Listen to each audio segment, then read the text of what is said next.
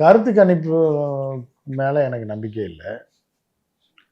ஏன்னா அது கருத்து திணிப்பாக தான் இப்போ வரைக்கும் இருந்துக்கிட்டு இருக்கு. ஸோ அதனால இருந்தாலும் சூழ்நிலை அப்படி தான் இருக்குது அப்படின்றது. 15% 5%ன்றது அடுத்த விஷயம். ஆனால் கேப் பெருசாக தான் இருக்கும்.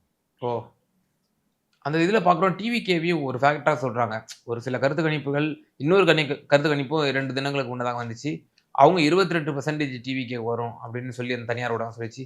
இப்போ இந்த 10% 12% வரும். 10% 12% வருமா சார்? ஸோ இப்போ யாரோட ஓட் பேங்க் அது வந்து? ஏடிஎம்கே ஓட் பேங்க் தான்.